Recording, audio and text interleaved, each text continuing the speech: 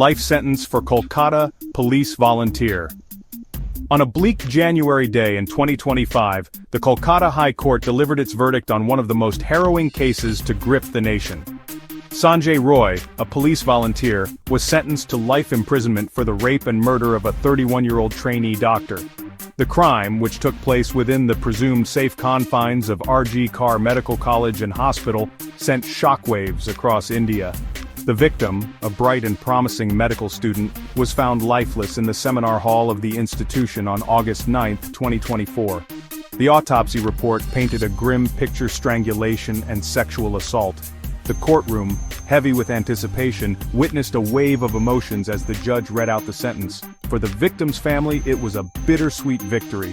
While nothing could bring back their daughter, they found solace in knowing that her perpetrator would be punished. Yet, the shadow of grief loomed large. The life sentence, while significant, couldn't erase the pain of their loss. Outside the courtroom, a different scene was unfolding. Scores of people had gathered, their faces etched with a mix of anger and relief. The victim's tragic demise had struck a chord with the nation. Protests erupted across the country, demanding justice for the young doctor and raising pertinent questions about the safety of women in India.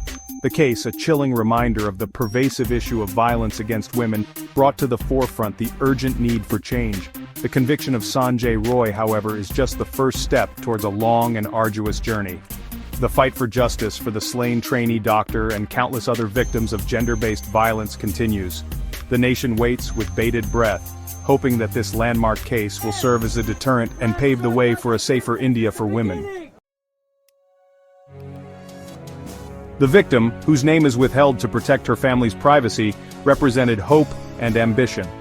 Hailing from a humble background, she had overcome numerous hurdles to secure a place in the prestigious medical college. Her dedication to her studies was evident to all who knew her. Her professors remember her as a bright and inquisitive student, always eager to learn and go the extra mile. Her dreams, however, were brutally cut short on that fateful day in August.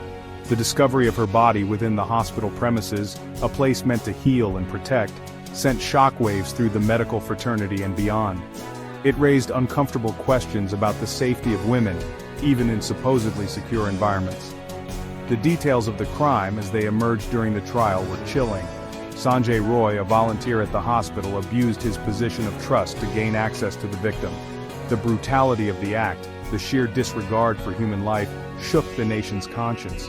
The victim's story resonated with millions across India. It served as a stark reminder of the vulnerability of women in a society grappling with deeply entrenched patriarchal norms. The outpouring of grief and anger was palpable, a testament to the collective pain triggered by yet another act of senseless violence. The news of the trainee doctor's rape and murder spread like wildfire, igniting a wave of protests across India. From the bustling streets of Kolkata to the smaller towns and villages, people from all walks of life came together to demand justice. The sheer scale and intensity of the public outcry were unprecedented, reflecting the deep-seated anger and frustration regarding the issue of violence against women. Students, professionals, homemakers, everyone seemed to have a story to share, a personal experience that resonated with the victim's plight. The protests were not just about seeking punishment for the perpetrator, they were about demanding systemic change. They were about holding the authorities accountable for failing to ensure women's safety. The public outrage also put immense pressure on the police and the judiciary to act swiftly and decisively. The investigation, initially handled by the Kolkata police, was transferred to federal authorities amidst allegations of mishandling and a potential cover-up. The trial too was expedited, a rare occurrence in India's often sluggish judicial system. The life sentence handed down to Sanjay Roy, while welcomed by many, has also sparked debate. Some argue that it is not enough, that the gravity of his crime warrants the death penalty. The victim's family too has expressed disappointment, stating that nothing short of capital punishment would be a fitting tribute to their daughter. Others, however, believe that the focus should shift from retribution to reform. They argue that the death penalty, even in its rarest application, does not address the root causes of violence against women. Instead, they emphasize the need for comprehensive measures, including stricter law enforcement, faster trials, and a societal shift in attitudes towards women. The verdict, regardless of differing opinions, marks a turning point in India's fight against gender-based violence. It signifies a growing intolerance towards such crimes, and a collective resolve to bring about change. The journey ahead, however, is long and arduous. The true measure of justice will lie not just in punishing the perpetrators but in creating a society where such heinous acts are unthinkable.